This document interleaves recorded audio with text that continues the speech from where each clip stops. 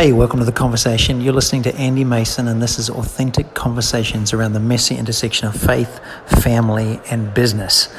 And everything is in transition at the moment. There's lots of change. We're just dropping two different kids off to college. We've got another kid going to boarding school. We've moved locations. It's the perfect time. Actually, it's the critical time to re-examine what our priorities are. How do we do that? How do I navigate and manage my time and my purpose?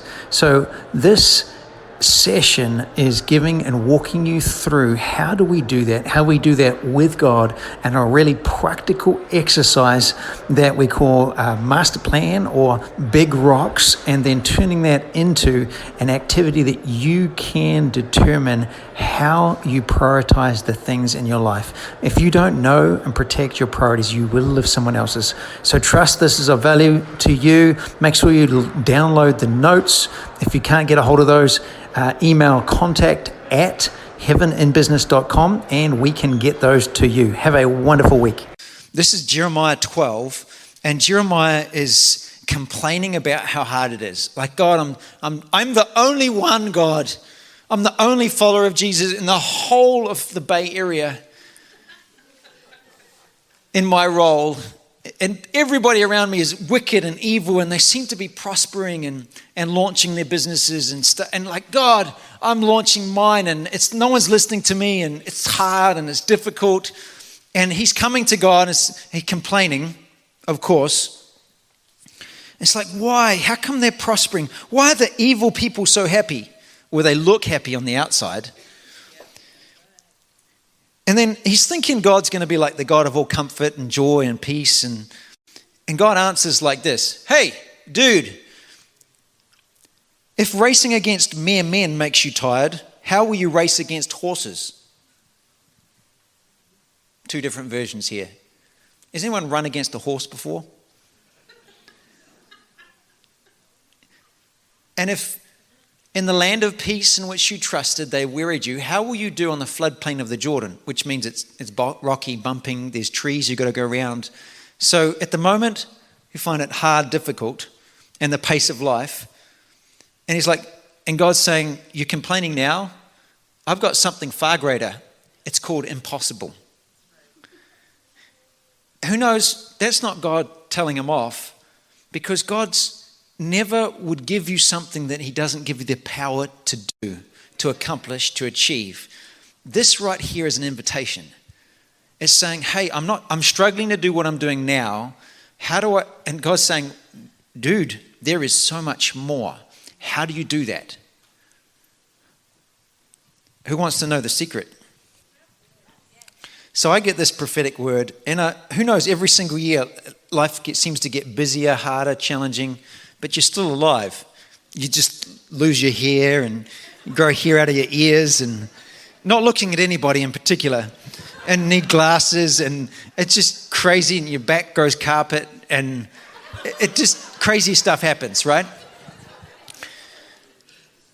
And then there's these scriptures that says, but if you wait on God, he renews your strength and you don't get weary. You just go faster. So what's that? Is it possible that we're missing a secret solution here? I like you. What if we did that more? And what does it look like to get realigned and actually receive the juice that comes from heaven to accomplish what he's called us to do?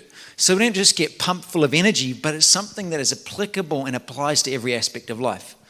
Well, one of those key things is knowing what I'm here for, what I'm aiming at, because a knife cuts because of focus. Is that correct? But we've been doing a lot of spooning.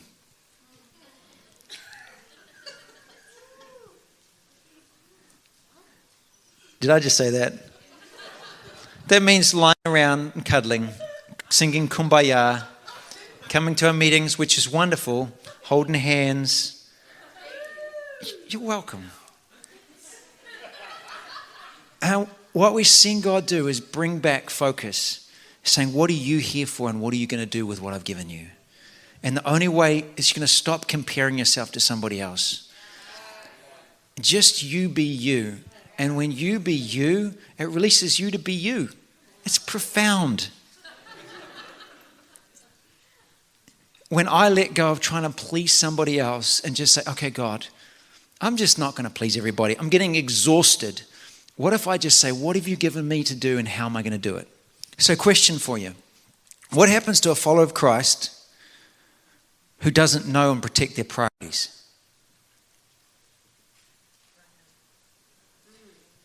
Know of any? They burn out. They get divorced. So these people that commit to live together in union with their spouse and with God, and then something falls to pieces. And we say, oh, grace, it's going to be okay. No. That's not God's standard. He hates divorce. It doesn't mean that if you're divorced, you're going to wicked and going to die forever and burn in hell. It means, hey, he came to show something different. Is it possible that we've been satisfied with a lower standard because we can't handle it running with men on easy ground? He's saying, would you come and run against men on horseback? How do I do that? If I don't know and protect my priorities, things go bad. Who's heard the stories of John G. Lake? Phenomenal man of God. What happens? He goes to South Africa. Miracles, signs and wonders, people getting saved all over the place. And what happens? His wife starves to death. Ouch. All of his kids from his first marriage turn away from God, to the point that one of them was dying on his deathbed and said, I wish my dad was here now. What's the point? Priorities. What am I going to do with what God's given me? And am I protecting that? And do the people around me know what is most important? So, is this getting too heavy? So what about Jesus? Did he know his priorities? Did he protect them? How? So he just prayed, ignored everybody by, I'm just going to a prayer meeting. Well, he did. Remember, there's revival. Revival goes on. He goes, revival's busting out. People getting healed. They're lined up at the door, and then it's night, and they don't have electricity, so ends up going to sleep, and gets up in the morning, and they're coming looking for Jesus, right? Everyone's looking for Jesus. Now, if that was you or me, you go into Fremont and local ice cream shop, Cream, right? It's new. We checked it out, but there were too many people. And just revival busts out, and people are getting saved, healed, like miracles are happening. It's just crazy. What would you do? You'd be like, awesome. Hey, Greg, send us a team of like 100 people. Extend meetings, set up a camp, set up this, turn it into a week-long revival meetings. What does Jesus do? Gets up early, goes out. They finally find him and say, hey, Jesus, come back here. We're having these revival meetings and you're the keynote speaker. Come and do your thing. And Jesus says, for this purpose, he knew his purpose. I've been sent to all. Let's go to another place. Are you catching that? Most of us, if something crazy happens in a meeting, we'd just extend the meeting. But Jesus didn't. He went to a new town. Jesus, the man with the miracles, right? He's got everything. He's all powerful, all knowing, all loving, came to represent the Father. Even age 12, he knew what his purpose was. What was his purpose? I'm about my Father's business. So anyone here in business? Jesus said it first. What's his Father's business? Well, what was Jesus doing? He was talking with the religious leaders of his day, and it said they were amazed at his questions and his understanding about God the Father. So what's Jesus' business? Represent the Father. So what's your business? Represent the Father, which is huge. It's like a master plan, but within that, who's your customer? Who's the people God's given you to reach? Who are the people that you have favor with? What's your talents, gifts, skills and abilities? What do you do where you feel his pleasure? That's the unique piece within representing the Father. But everything I do within that is representing him. As a husband, as a father, as a dad, as a friend, as a son, as a neighbor, as an employee, represent the Father. As a boss, represent the Father. Everything I do, represent the Father. Can you just help me? There we go. Jesus on priorities. I know where I came from and I know where I'm going. Have you noticed people that are like so uber focused, you walk down and they just don't, they look straight through you. Jesus wasn't like that. He was focused and relational. But he could walk through a crowd of people thronging him and one person gets healed. Do you realize that means he said no to every single other one? What about this question? Did Jesus fulfill his potential? I'll reword it. What was Jesus' potential? To save the world on his own without the cross.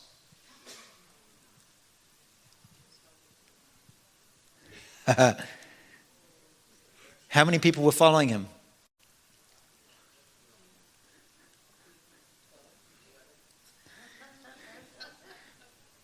Jesus could have been a one-man revival, worldwide revival, potential to do that.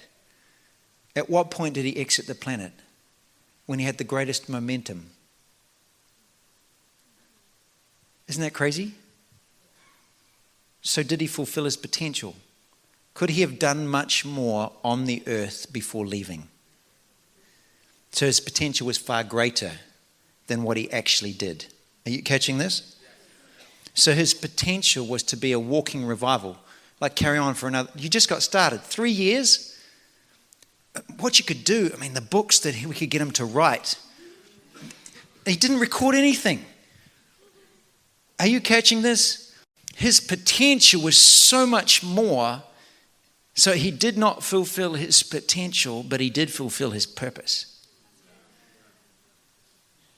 We get here and it's like, it's all about my potential. Well, my potential is so broad in what we could do, plugged into heaven. But what's the purpose for which he created you? What are you here on the earth to do? What are you sucking oxygen for?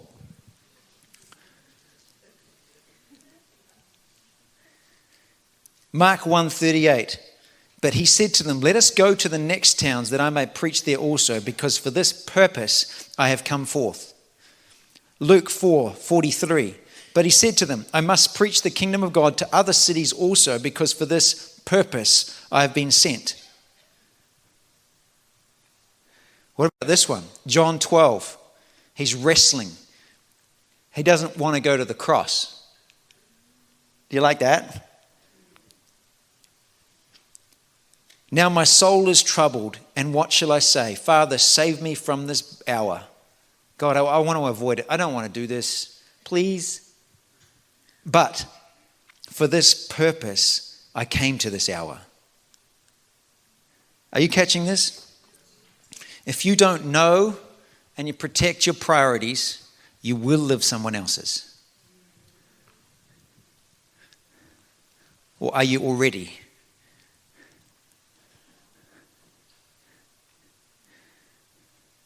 Freedom is I tell me what to do and I do it. I stole that off Danny Silk. We think we're free, but actually we're just doing everything else somebody else tells us. We've got this external form of governance. Freedom is I tell me what to do. I choose to do this. Well, I'm not going to clean up. Well, it's not about not doing stuff. It's about what will you do. I choose to do this. I tell me what to do. I'm going to choose what my eyes look at. I'm going to choose what happens in my marriage. I'm going to choose what happens in these places, and I'm going to follow through, because the greatest measure of freedom is I govern me. Because on my best day, I can do that just and not having to worry about you. So what are your priorities? Why'd you get out of bed this morning? Because you had to show up on Sunday morning? Because if you don't, The person sitting beside you will think you're backslidden, and we would have been praying for you instead of somebody else who needed prayer.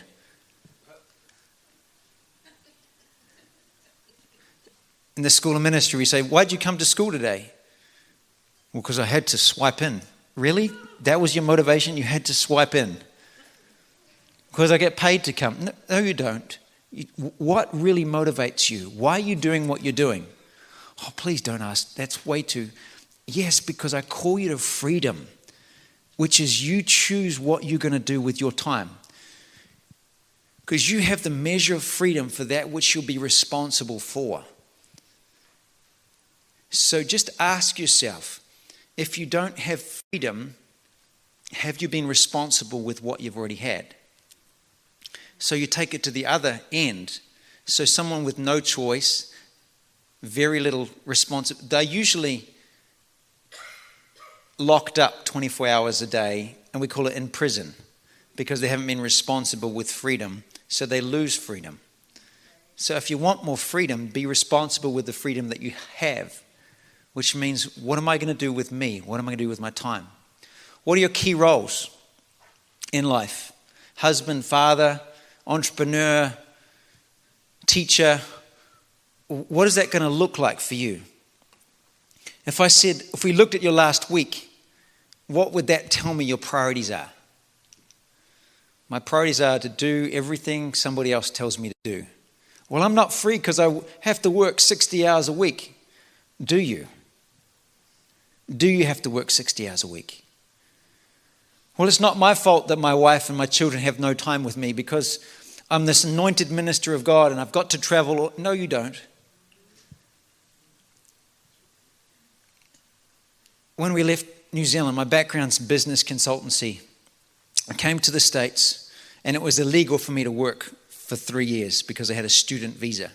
It was a gift of God because it rewired this thing in me so I can't work. And it broke some things, some dependencies, some identity things. And we get there and finally I've got the ability to work and I'm on a pastor's salary which pays for maybe at best 60% of what I need to live. But as a part of that, I get to travel and speak. And so the people around me say, well, God's given you this gift to travel and speak as much as you want, and that's feeding your family, so just travel more. And I'm thinking, my priority is family. So if I have to travel and be away from my family in order to feed my family, something's wrong. What will work for my family? And so we chose to limit the amount of travel that would be okay with our family and keeping our family dynamics, and then trust God to do the increase. Is it easy? No. But what's my trust in? And what's my priority? Because everything around me will push on that. I love it how Jesus said no. Remember the man, Peter and John come to the temple to pray. They met a crippled guy. And how long had that crippled guy been at the temple? 40 years? Grew up like that. So that means Jesus walked past him every single time he went into the temple and never healed him. The generation before me would stay in meetings until 2, 3 o'clock in the morning praying for every single person. Noble. But then is it any wonder they burn out, die young? Because they're not managing priorities. Am I saying it's wrong? No, I'm saying you are responsible for you. God's given you a temple, which is a physical body. And he's given you plans and purposes in the earth. And you're the one that's responsible for you, nobody else. Unless you're in prison, and then someone else provides a bed, a blanket, and a meal. There's different levels of priorities. There's the big picture ones, there's as in my lifetime. I'm going to tell you mine in a moment. But then there's my current roles, and then if you work in an organization, there's organizational roles. As in, what are you aiming at as an organization? What are your priorities as an organization? Well, I don't know. Well, a knife cuts because of focus. So the more focused you can be, the better and more likely are you going to hit what you're aiming at. Is this too simple? You're really quiet. I'm on this journey of learning what priorities and purpose are. So who knows what their purpose is in life? Like, I am here to do this, this, and this. Does anyone know that? I'm here to be a friend of God. Yep, that's correct. But within friend of God, there's lots of different things. I could be a teacher, friend of God. I could be, Smith Wigglesworth was a plumber by trade, friend of God by occupation. So that's not going to change. But within that, what's God's given you to do? Who's the people he's called you to influence, reach, start, change? So for me, friend of God. So here's my life priorities. I want to be a friend of God because I know I can change the world. I could change the world. I could change the aspect of the world that I influence. And then God says, but I never knew you. That is a scary, didn't I raise the dead, cast out demons, heal, cleanse lepers, heal sick people? Look at these testimonies. I started this company. It launched on the stock exchange. It's now worth $1 billion and I gave away 50% of it. Aren't I awesome? And Jesus, but I never knew you. Well, I thought I was doing this for you. No. You're probably just doing this for yourself. I never knew you. A priority is being a husband, or the Bible's version of that is a one-woman man, which means it's not just about physically present with my wife. It's like emotionally, thought life, heart life. How am I doing keeping it aligned as a one-woman man?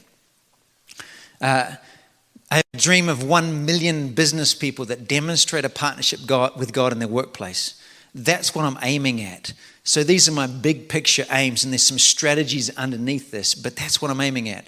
1,000 relationally strong cultural reformers, which looks like modern day Mother Teresa's, Martin Luther King's. We're going to train them. So these are some of the dreams and key priorities that I'm aiming my life at. And one city fully alive, that's Reading. And now it wasn't Reading before 2008 because I was in New Zealand, but now it is Reading. So these priorities can change, but this is where I know in alignment with God and who he's made me to be and where my favor and influence is, this is what he's given me to do. But this has been a crazy journey. So when I was about 18, I had this life statement that said, unlike a raindrop that can just be wiped off, I want to impact people like a brick and leave a mark permanently. There's kind of this intense, I'm following Jesus. Over time, I've relaxed more. And it became, in making others successful, I'll be successful myself. I'm a business consultant. It's like, it's who I am. It's what I do. And then our pastor comes one Sunday and he says, we're going to have 21 days of fasting, believing God's going to show us what our purpose is. As a church and as individuals, pray and believe that God will show you. And I'm like, awesome. I'm 25. I'm going to pray, fasted, prayed. Jesus, show me why I'm here. Show me what. And all he points me to is, what's your name? I'm like, you don't know my name? I thought you knew my name. My name's Andrew Jonathan Mason. He says, what does it mean? Andrew means strong, manly. Strong, manly. Strong as an oak. Jonathan means gift of God. I'm a strong, manly gift of God. And I'm married. Hey, babe. I'm God's gift to you.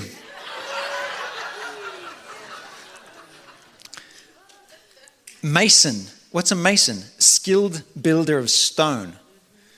And then he says, look at Titus 1:5. Titus 1:5 says, I've sent you to set in order that which is lacking and appoint elders in every place. In Isaiah 45, I've sent you to build my city.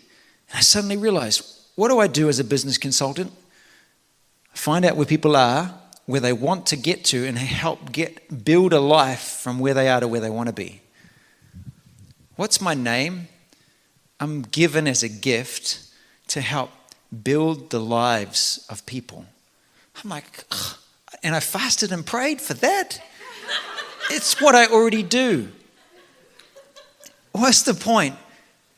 You were made uniquely. There's key things about you. It's in your very name, your very nature, that when you align with who you are, you actually feel His pleasure on doing the very things you're doing, and it begins to flow. But you're the only one that can protect that and live that out. So there's so many things. We're going to give you a handout that's going to help you identify some of those big priorities and actually define them. So when you stand at the end of your life, what do you want it said over you? What do you want your wife to say, your husband to say? This is the kind of husband. You're not asking them. You're saying, this is how I want to live my life. This is how I want to be known. I want my wife to say, he was a devoted companion and my greatest champion. He lived Christ to me and loving me into fullness of life. Together we established a heavenly model of what a godly couple in ministry and life looked like. Our lives together gave so much more than we could have ever imagined individually. And he was an amazing father. Am I living that out? No, this is something I'm aiming and aspiring to. As a son, I have different mentors, leaders. I want them to say, not only did he serve, but he also knew how to go further, faster, stronger, and longer. He took me to higher levels. He didn't just serve, obey. He actually went further and challenged me to higher levels.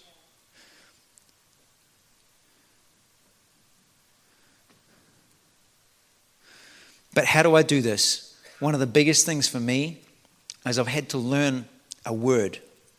It's a very short word. It starts with N, ends in O, and it sounds like no. Because my desire is to please people, to please those that I serve, to please God and everything. Yes, really good.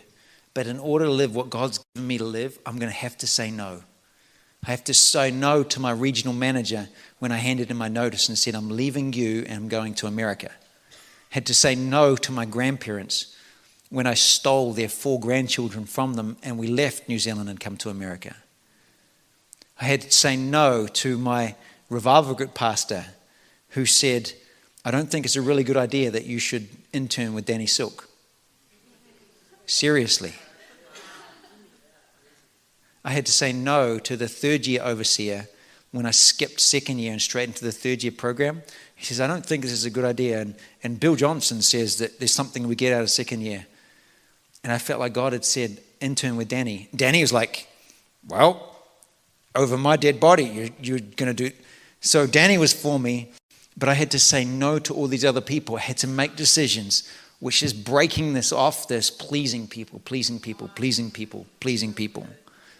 I have to say no to meetings so that I can spend time with my family. What do you need to say no to? So this is really what I want to get to. There's lots of stuff in here that we can show you. There's so many different things. But what is one priority you need to protect? And what is one thing you're going to do to protect it? What do you need to say no to? When do you need to switch off your phone? What good things do you need to say, thank you so much for that wonderful opportunity for that free global trip, but no, I'm going to spend time with my son. Thank you so much for that job promotion opportunity, but right now, it's going to take me away from home and I need to work on my marriage because that's a priority. And I'm going to answer to God for that. And I want to give it the best of what I can give it. Are you hearing this? So let's go ahead and give these things out.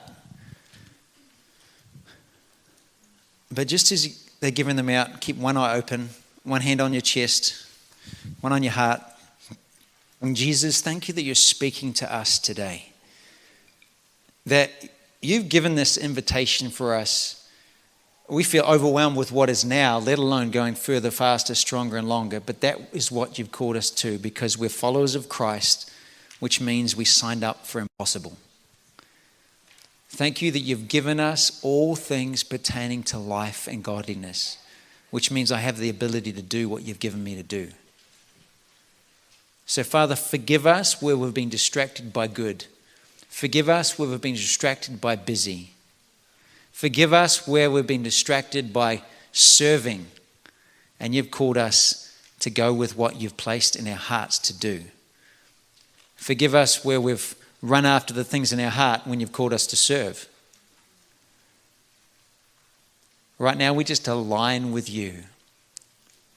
And we just say, Holy Spirit, what is one thing that you are challenging me right now to protect? Is it my time with you, my connection with you? Is it my connection with someone else? Is it my commitment to a job?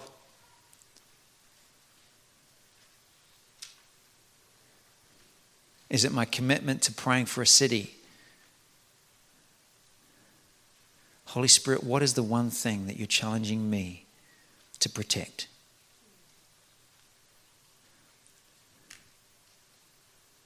And what is one thing I can do to protect it?